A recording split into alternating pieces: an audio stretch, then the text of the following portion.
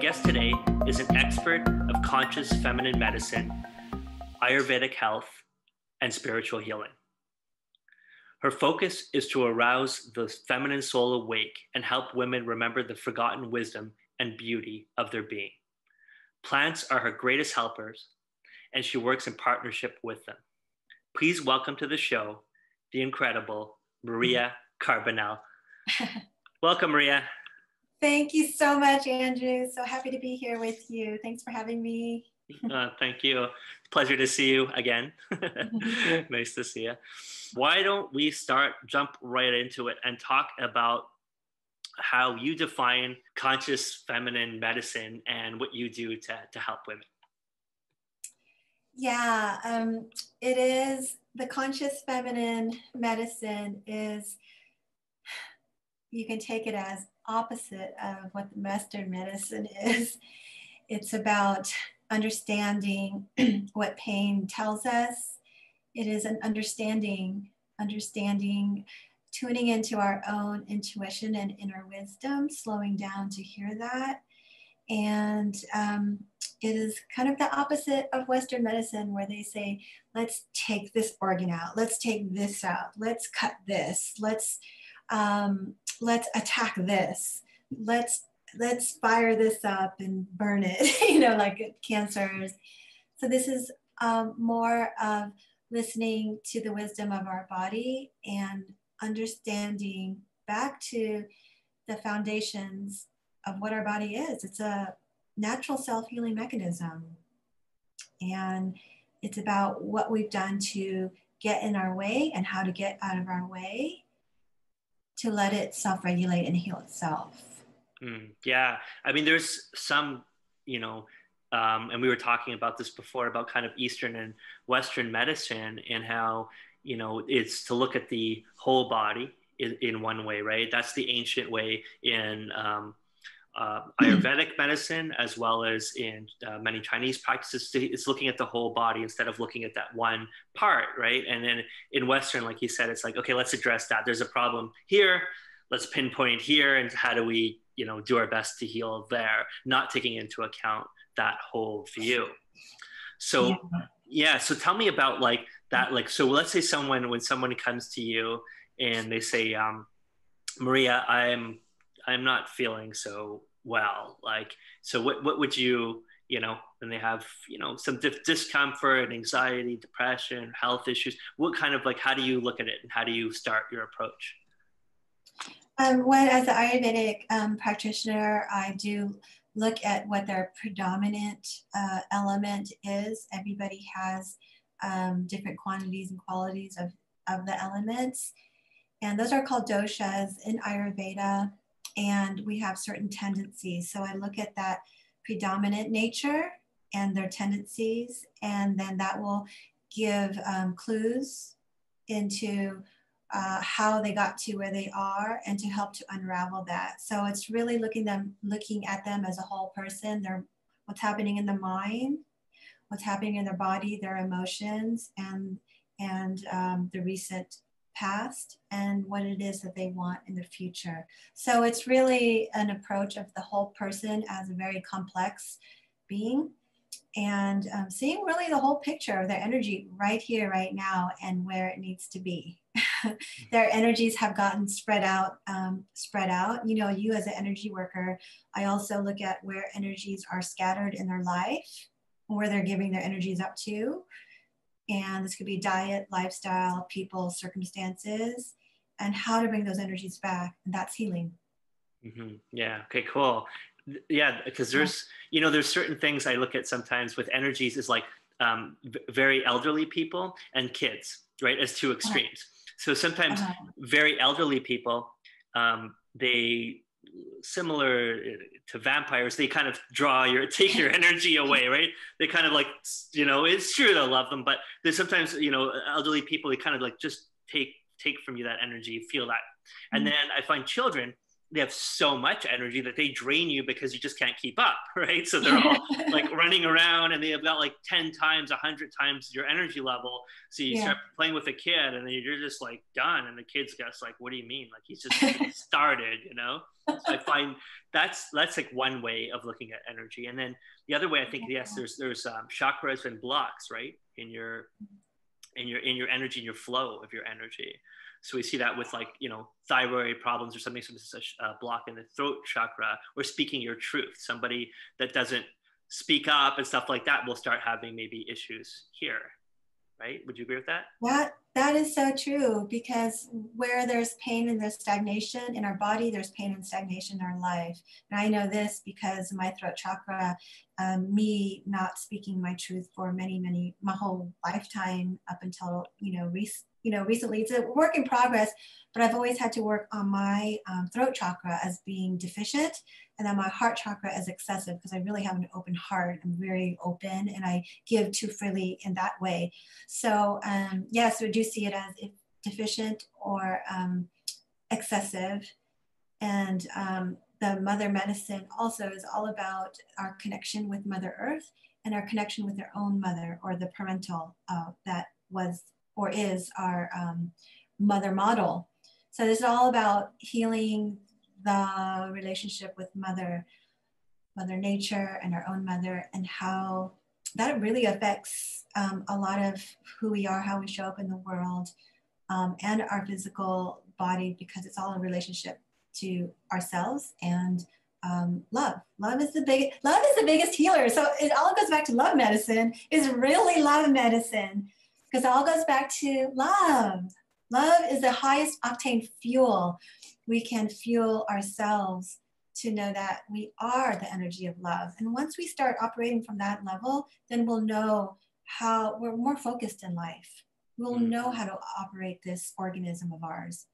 Yeah, well said. Yeah, very, very, very cool. Very high vibration. And I think that I feel sometimes that especially pop music has really destroyed the word love. The essence of it's kind of like we need a new word or something like that to really embrace, right? Embrace what it is. Shall we make it up right now? Yeah, I would be very impressed. Yeah, I remember many years ago, I was working at a music store. I was working at HMV music store. And if you typed in love into the search engine of the store, it would crash the computer because there's so many songs with love that you like. So that was like an error, because it would just keep searching for songs that had the word love in it. And that's it. You have like 2 hours. You're just waiting. It's just couldn't process it. This was many years ago. Wow. So yeah, it would just. So it was like when you got hired, the first thing they would tell you was never type in love, into this computer. So that's right. But then we do need to find a new word for love, or let's reestablish our definition for love, and put in that belief system, like let's go back to the basics and foundations. I always love to go back to being simple, and the simple definition of love is who we are, is the greatest love. We are love, vibration. Even vibration has gotten a really overused word, but yes, if we can remember, it's all going back to our memory of who we are, and we are the energy of love. We are energy. Energy of love, and love is the greatest healer. I've seen this in many lives, including my life, about love. Love in any form, beauty in any form, truth in any form. It's all the same thing. It's going back to love. Yeah, the way I define it, and it's very difficult to define, is that if you remove all the illusion of everything, destroy everything that we see with our eyes and everything, there's only one thing left, and it's love. Right?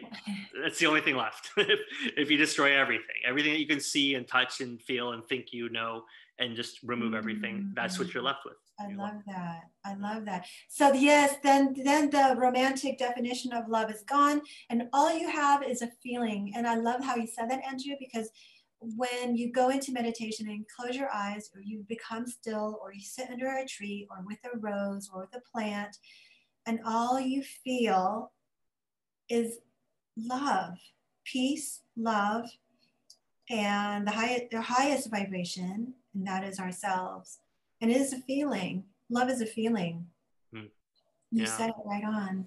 Yeah. That's it. So look, we'll get back to it. You and I will work on a new word for love. We'll try at some point to brainstorm that. But yeah, well said. Love Well it. said. Mhm. So why don't you tell me about, there's so many cool things I saw about you. I know that you lived in Santa Barbara before and now you live in Yeah. Texas. How did you find that? So you moved from Santa Barbara, and why the move to Texas? Or Yeah, I was in Ojai after that, okay. and um, that's when I did some big writing books and getting more into spirit medicine and plant medicine and growing. And then moved to Austin. It was like 17 years I was complete with my time in Santa Barbara, and then moved to be closer to family here in Austin. And then a few months later, my dad passed away. So it was really a divine time that I came here. I'm sorry to hear that. Yeah, it's sad. Thank you, Andrew. Yeah. It was a super healing process. So I feel like that was just the perfect timing. And I was listening to myself in my move here, even though I said, universe, it doesn't make sense why I'm in Texas at all. But now it makes complete sense. Yeah. Well, look, I want to say, pay you a quick compliment. You always seem, and I know we don't have this long-standing relationship, but everything I see with you is so inspired, and you feel like you surrounded yourself with so much joy. You have so much joy in you, right? And it's nice. It's like it's amazing to see. You just like have a very good energy to you, and I wanted to talk to you about these cool things, like how you got inspired. Like I wanted to ask you about hooping it up and how you got inspired to do that. Yeah. Well, I started an internet retail shop, and that's how I launched my own entrepreneur life in 2006. It was called De-Stress Essentials. It was a home spa product. So I've been spending a lot of time behind the computer, and then I don't know, maybe I saw somebody hooping, I'm not sure, but I started a hoop group. I started a meetup because I wanted to hula hoop with other people. It was just so fun. It was just to get myself off of the computer. And then I started doing hula hoop demos for wellness places at the university was nearby for their wellness program. And I started just hula hooping, and that group is still running today. And I met my husband here, who's also a hula hooper, which was really odd. So you're in the vortex when you're hula hooping. That's a little secret. Nice, well said. But so saying that term always reminds me of Abraham Hicks. Are you a fan of Esther and Abraham Hicks? Definitely. How could you be not on this path without having some experience with them? Essential reading, yeah, essential knowledge, essential reading. And of course, I've Asked and It Is Given.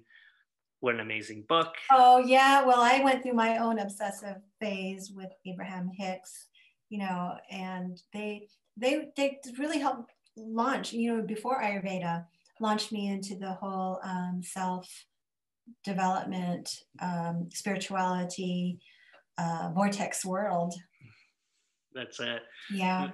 That's great. That's amazing. Yes, and hula hooping gets you in the vortex. That's a great statement. I love it. And while we're talking about books, why don't you tell us about your book that you wrote? Books. Yeah, I wrote the art of retreat.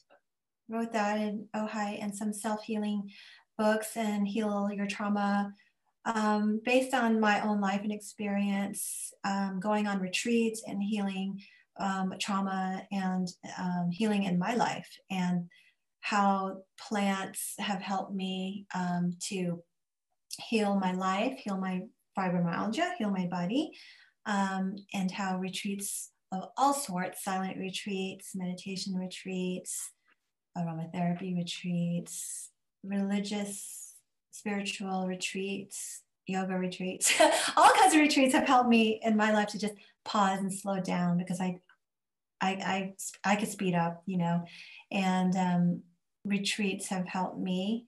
And so it's really a guidebook to help others give permission to pause, to take pause in their life and see where the redirection needs to happen.